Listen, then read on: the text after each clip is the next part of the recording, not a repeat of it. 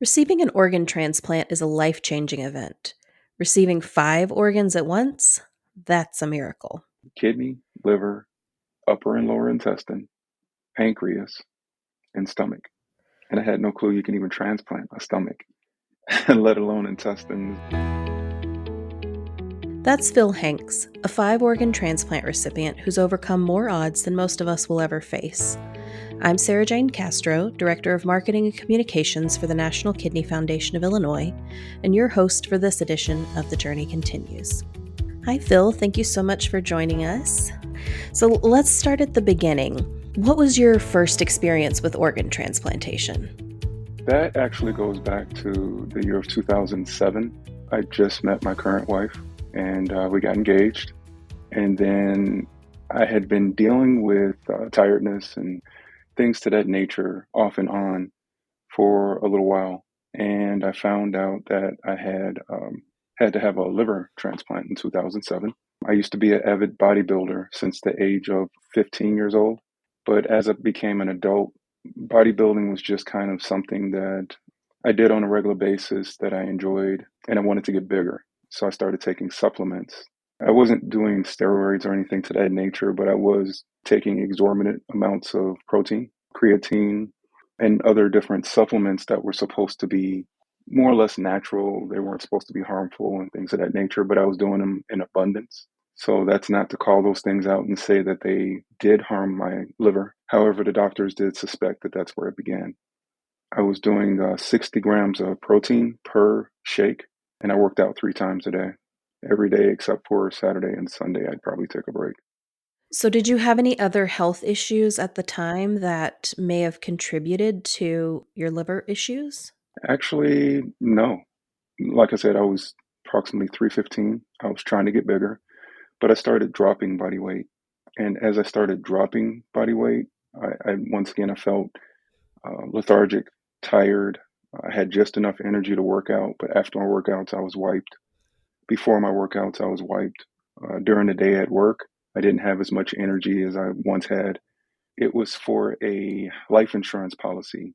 I wanted to increase my life insurance policy. They came out and they did a swab for DNA, and also through that swab they can tell, if there's any issues or anything like that they may have. It's in lieu of taking blood.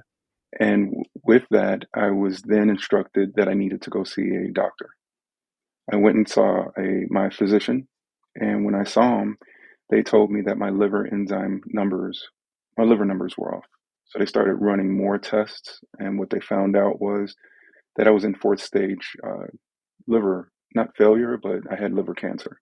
And the liver is one of the only organs in the body that can regenerate itself. However, I was so far along that it was past that point. How did you feel when that you got that news? Shocked, utterly shocked. I had never been seriously ill, never had a broken bone, and now they're telling me that I needed a liver transplant. So that was pretty shocking. I can imagine that would be very shocking. How long did you have to wait before you got the transplant? Well, I did a number of things before seeking the transplant. I tried to go the holistic route, which actually did help. But once I was more or less convinced that I had no other options, is when I started seeking out the actual transplant itself. And it took me approximately 6 months. Okay, that's not too terribly long of a wait, but probably still kind of scary while you're waiting for that life-saving operation. Did you run into any issues while recovering? Oh, most definitely. During the liver transplant itself, the new liver had an extra valve that my old liver did not. Oh. So what they did was they sewed up that extra valve. Mhm. And once the operation was complete, they threw me into recovery. They left me somewhat open, I guess, in case they needed to go back in or if they were going to try to tend to that extra valve in a different way. But what wound up happening was in recovery, I bled out through that extra valve. Oh gosh. And so I was bleeding internally. And it was a nurse that came in. She found me. She's the one that began the crash procedures because the first step towards death is renal failure, and I was in renal failure at the time that she found me. Wow. On the table, when they got me back in the operating room, my heart stopped. So they had to reach in to my chest and massage my heart with their hand to keep me going. Oh my gosh. What was going on for your wife at this time? Had you guys gotten married at this time, or are you still engaged? We had just gotten married. So this must have been terrifying for her. You're newly married and your husband's experiencing not only a liver transplant, but kidney failure and heart stopping on the table. Like, that must have been so scary for her. Yeah, I do feel bad for her. She hates when I tell that story. Mm, But we got married in July, and my liver transplant took place November 11th of that same year. wow. Oh my gosh. So with the kidney failure, did you have to go on dialysis at that point? Surprisingly not. Basically, my kidneys never fully recovered from that, but they recovered, from what I was told, approximately 80%. Okay.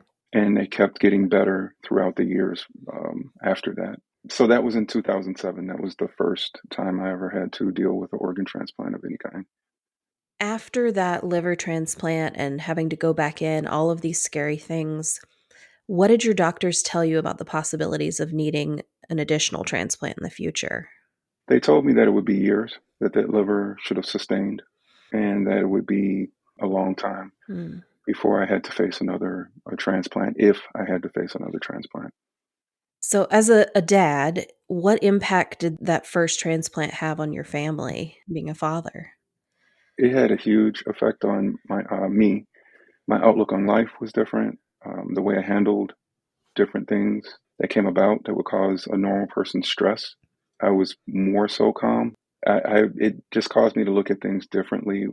I was kind of stubborn back then when it came to the doctor's orders and things of that nature. I kept pushing because I needed to get back to work. I needed to get back on my feet. Yeah. Let's fast forward some. When did you know something was wrong leading up to your most recent transplants? I was fine. I went back to work. I thought it was, a good time to take my family on vacation, which we had done the previous year to Texas. And my wife has relatives there. Her cousin is in administration. So her husband, who was a principal of a school, said, "Hey, you guys want to go to the gym?" He's advocate about working out. Of course, I agreed. My, at the time, 17-year-old son wanted to go, and he wanted me to show him some things from my basketball days and kind of challenge the old man to see if I still had it. So we went to the gym, and while I was playing just a pickup game with my cousin's husband and my son, I just simply waved my arm to kind of distract my son from making a shot. Mhm. When I did that, a pain shot up my arm and down my back. But the pain kept getting more and more intense to the point where when we got back to my wife's relative's house, I started popping ibuprofen, 800 milligram tablets, and I was taking two of them at a time. When we got back to Chicago, by 7 o'clock that next morning, I was in tears. I was in so much pain. And so I wound up in the hospital, University of Chicago, and I was there for a month and a half while they were trying to figure out where the pain was coming from.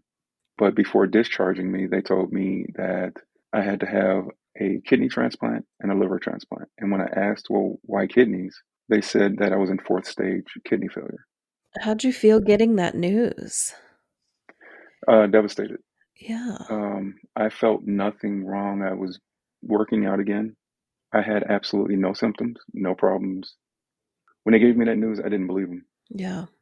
They told me that I needed a kidney and liver and that they could not do the transplant. So at that time, I really kind of broke down, thinking, okay, so is this it? Is this the end? But basically, what happened was from the 2007 transplant, there was scar tissue that had built up from that transplant while they were working on me, trying to get my heart going again and trying to save my life. There was a lot of scar tissue created around the pulmonary vein. And the pulmonary vein is the main vein that feeds all your major organs. Mhm. And the body is very resilient because what happened was the body started forming these other little veins to the organs, and it was just enough to keep the organs viable and keep them going. So what Northwestern tried to do is they tried to reopen the pulmonary vein by putting a stent in. And they tried three times, and three times they failed. They said that a new organ, let alone two, would not be sustainable with the pulmonary vein and the condition that it was in. So, what did they suggest? So the doctor there, he was kind of very disappointed when he couldn't get it accomplished. And he came back with another solution and said, well, I know a doctor at IU Health in Indianapolis where this guy specializes in stuff like this. Okay. I contacted the doctors at IU Health with the help of the doctor at Northwestern, and they were able to set me up for a interview. So my wife and I drove 3.5 hours to Indianapolis and met with Dr. Mangus. At first, Dr. Mangus was very skittish about taking my case. Reason being is because he didn't know if he could get it accomplished. But he said after speaking with me, my positive attitude, my kind of my, is what he called it, inner strength, spoke to him. And he said that he would do it. But what he told me next kind of floored me. He said, we're going to take 5 organs out of a donor, take 5 organs out of you, and replace those organs, kind of like you do a engine. Right. Like you're a total overhaul. Exactly. Wow. So, I know you need a liver and kidneys, but what other organs did he suggest transplanting? One of them I've never heard of before, being transplanted anyway. Uh huh. So he told me kidney, liver, upper and lower intestine, pancreas, and stomach. Wow. And I had no clue you can even transplant a stomach, let alone intestines. Or I've heard of other different transplants, but when he said stomach and an upper and lower intestine, I was like, okay. And basically, what happened from there was my wife, she suffers from anxiety. Mm hmm. So I didn't want to react in front of her. So I asked to be excused from the meeting briefly, went to the bathroom, and this is where I completely broke down. I mean, falling on my knees, was in tears because I literally thought, how is this possible? Yeah. This can't be possible. This is it for me. This is this is how my story ends. And it wasn't. You know, I gathered myself together, once again, being a deep man of faith, prayed, and pretty much, got an answer of what I've been with you all this time. Why would I leave you now? Mm. And when I got that, I was like, you know what? You're absolutely correct, especially given the first transplant and how that went. Yeah. I gathered myself. I came back out. I asked my wife what she wanted to do. And she looked at me, and she's usually the one that's nervous and worried. She looked at me with such confidence and said, what other choice do we have? You can't leave. So, what did your doctor say to expect in terms of like surgery and recovery and all of that? This sounds like, has this ever been done before? He had done a few before, I believe, and don't quote me on this, but I believe I was fifth. And he said that he gave me a 50-50 chance, literally. And he said that it was not going to be an easy surgery. And he gave me a number of things that could happen, from rejection to developing. He had one patient that developed a infection Mm. that eventually killed her. Oh, wow. So there was all these things to expect. And my response to him was, okay, so what are the things that I can expect on the positive side? He kind of chuckled after looking at me for a second, like, okay, I just told you all these things that could happen. And he said he didn't really think about it from that point, but he gave me that side of it. Don't expect to jump up and be running a marathon anytime Yeah. soon. Yeah. I had to stay in the city, which they gave me a place to stay. IU Health is awesome. They gave me a loft to stay in during my first 6 months of recovery because he wanted me close. Yeah. He told me about the psychological parts of it, which you don't really think about when you think about organ transplant. The fact that you're accepting someone else's organ, used to be in someone else's body. And depending on how you look at it or depending on how you handle that, there's a whole psychological piece to that. Mhm. Particularly with something like this where, like, if you could get a portion of a liver or a kidney from a living donor, but in this case, someone has to die in order for you to get all 5 of these organs because they'd need to come from the same donor, is that right? That is correct. Okay. So it's kind of like an ecosystem. You can't take a liver from one person, a kidney from another person. They prefer that it all comes from the same person because it's a environment. Yeah, your body has, like, less to fight against, I guess, in terms of rejection in that way. So, what kept you positive during all of this? Because this is big, heavy news. It was very heavy. The thing that I kept relying back on were two things. My faith, that was big and heavy. I spoke to God. I think I spoke to him more than I've ever spoken to him before in my life. That and my mother. My mother raised me to be, number one, be a man of faith, but number two, not to give up or give in. She would tell me all the time not to quit, to keep moving forward. My wife and kids were a big motivation. So, you have those conversations and then you go forward with the surgery. How long did the surgery take? This sounds like quite an undertaking for 5 organs. It was. So the first surgery went for 8.5 hours, Wow. and that's where they did the liver, the stomach, the upper and lower intestine, and the pancreas. And then the next morning, they woke me up after that. I spent the evening with my wife, kind of sedated, but I was awake. And the next morning, they put me back under and did the kidney. Okay. So it took 2 days, and the kidney took 7 hours, if I remember correctly, what my wife was telling me. Both went flawlessly. And what happened after that, my wife she calls me a walking miracle. I'd have to agree with her there. This is incredible. I've never heard anything like your story. What happened after that, a day and a half after the kidney was put in, I pushed myself. I remembered from the University of Chicago days that you have to get up and walk. You can't lay in the bed. You have to move. You have to get back up. And kind of what went through my head, it was kind of like a body check. Fingers worked, toes worked, felt the pain from, where they did the surgery, but it wasn't excruciating. And that was surprising to me. Yeah, that is surprising. Everything worked, everything checked out. So now I wanted to get up and kind of put my feet on the floor and test things out. And the doctor and the hospital were totally against it. They wanted me to take it easy, is what they kept telling me. And after arguing with them, they finally decided we'll let the physical therapist make the final decision. And the physical therapist was called into the room, and he came into the room and he said, well, if he wants to get up, let him get up.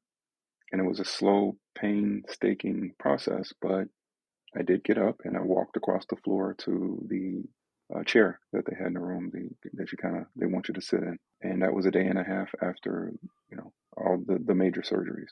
That's incredible. Within weeks after that, I was walking the hospital floors around the nurses station, and I just kept pushing and pushing and getting better and better to the point where Dr. Mangus was getting very nervous. I was supposed to be in ICU for a month. I was only in there for 2 weeks. Oh, wow. They tried to wheel me to my regular room when I was leaving the ICU. And that was interesting because I refused the wheelchair and walked. Everything was just miraculous. And I can't take credit for any of it. I always say that I'm just a passenger in all this, and God was at the wheel. Mm. Well, that's incredible. How long was it before you were completely back to your normal self and back at work and doing all the things you love to do? Well, I'm still not back at work yet. Unfortunately, with the position that I was in March, just before, I mean, literally a week before COVID hit, my job decided to give me a severance package and my last bonus. So, with that, um, my doctors want me to take off a year to a year and a half. So, April will be a year. Okay. But to answer your question, it was approximately 2 to 3 months. Okay. Wow, that's a much quicker recovery than I would have expected for such a big operation. So you're definitely a determined patient and ready to push yourself to be back on your feet, it sounds like. It took Dr. Mangus by surprise. He fought me a lot of the way, but has been my biggest cheerleader all at the same time, if that makes Mhm. sense. Yeah, absolutely. Were you able to learn anything about your donor? So I'm in the midst right now of trying to put together a letter. Okay. for the donor family. I would love to meet the donor family. However, it's a very sensitive topic, which is why it's taken me as long as it's taken me Yeah. to write the letter, because you have to keep in mind that they lost someone. Yes. Yeah. And with that being said, that kind of leads into how I'm able to be here. So I'm trying to keep that in mind, the fact that they did lose someone, but that person lives on through me. Yeah. I'm sure that they, in any way, will be happy to know that their loved one's organs are being cared for, that you're grateful, and that you're doing great things as a result of this person's gift after their death. What would you like to share with our audience about organ and blood donation? How important it is. There are definitely people that can live a full life from organ donation, and it doesn't necessarily have to be the fact of death. As you stated earlier, there's living donor. Mhm. Um, and with that, I mean, I've been doing a lot of research on this since I've been doing speaking on it. I want to be an educated speaker. Mhm. And one of the amazing donations that I found out about was Kobe Bryant. Kobe Bryant blew a tendon. And when he blew the tendon, he couldn't play.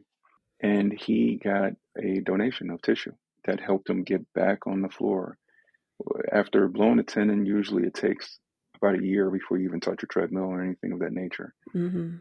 From my understanding, it was 4 months and he was back on the treadmill. And within 3 months after that, so a total of seven, if I remember correctly, 7 months, he was back on the basketball floor and they won a championship that year. So, I mean, the fact that you could donate retinas and help a blind person see again, Yeah. it's just amazing. Donation is very important. And I also didn't realize the shortage. That's why I feel so blessed, because I had two donors. So I'm definitely blessed. I was just gonna say, you've done some work around blood donation as well. Can you tell me a little bit about that? Sure. During both of these transplants, I needed an exorbitant amount of blood donated to me. My first transplant, the liver was in such a bad condition that my blood counts and everything kept dropping. So, in order for them to even do the first liver transplant, I had to get plasma and things of that nature to get me even ready to go into the operation. This time around with the 5 organ transplant, the amount of blood, because I did ask, the amount of blood that was donated to me was I believe it was in the teens, In bags of or liters? in bags of blood. Yeah. Wow. So blood donation is just as important as organ donation. You Mhm. never know who you can help donating blood, tissue, or organs. Yeah, absolutely.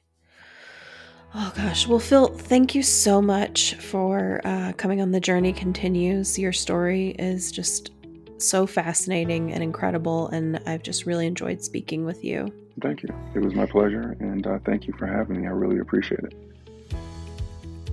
Thanks to our guest, Phil Hanks, for sharing his incredible and miraculous story with us. If you'd like to learn more about organ or blood donation, visit the National Kidney Foundation of Illinois website at nkfi.org. I'm Sarah Jane Castro, and this is The Journey Continues. Prevention is a key part of our mission at NKFI. That's why at the end of each episode, Dr. Melissa Prest offers a health or nutrition tip. Here's today's nutrition tip about dietary supplements. There's no denying that dietary supplements are popular, and many people take at least one dietary supplement each day.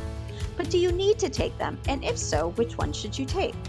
As a registered dietitian nutritionist, I'm always a proponent of a food-first approach, meaning that you should be able to get all of the nutrients you need through your diet. For example, one Brazil nut provides the recommended daily allowance of selenium.